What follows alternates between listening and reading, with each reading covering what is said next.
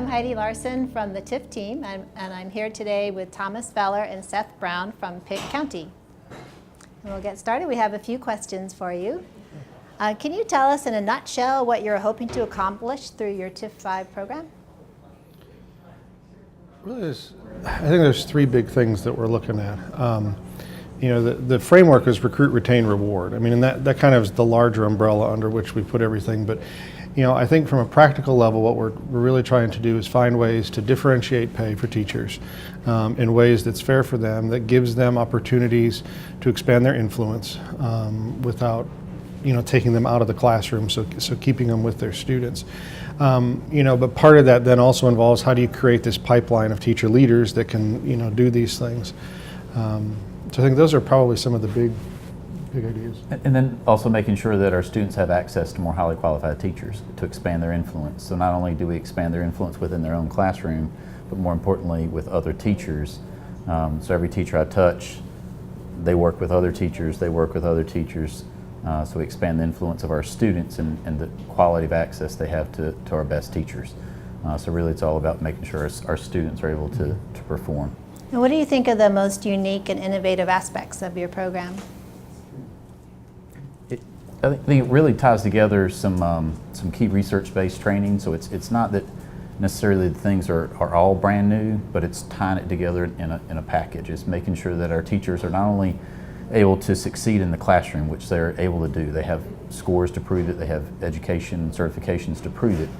But when you're working with adults, it's a whole different ballgame. And so making sure that they have the resources to work with other adults, they have the resources then to tackle a problem of practice, to use action research to solve it and then share that, so it's not just learned within one classroom but shared within the district or across the East or across the country. I think some of the values we have is this value on collaboration and working together, and so it's not just about rewarding teachers who do well, but it's really about how do we take those teachers and reward them and equip them so that they can help other teachers improve their practice as well.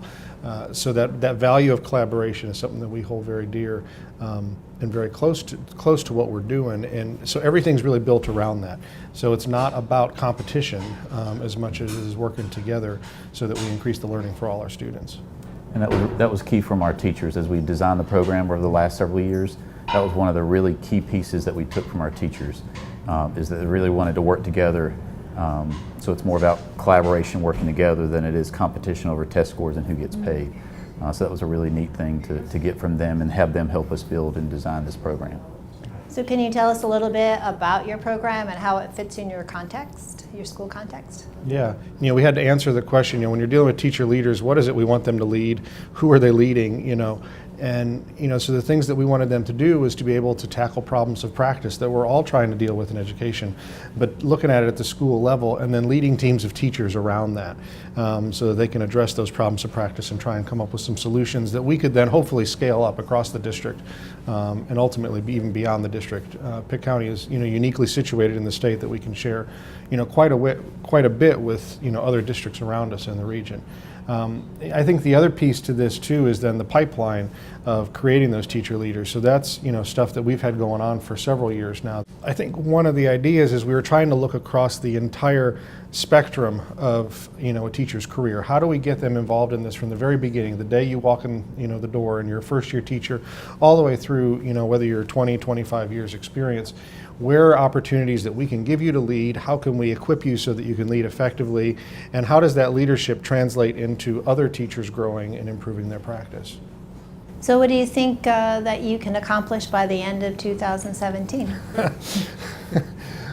It's growing, and it's neat because we've been working on some of these programs for 3 years now. This is the fourth cohort of our beginning teacher leadership program, the third cohort of the teacher leadership program. So we'll have 200 beginning teachers that we worked with since we've originally started this. So by the end of 2017, 75 facilitating teachers that will start, and that's brand new this year. So that's a big deal to get 75 teachers from across our 37 schools. And then we have also the Teacher Leadership Institute. We'll have our third cohort, 25 each, so we'll have those teachers as well. So it's really starting to expand the influence, and each of those teachers touches other teachers, and that part is pretty neat to see how that rolls and goes on. Yeah. Yeah.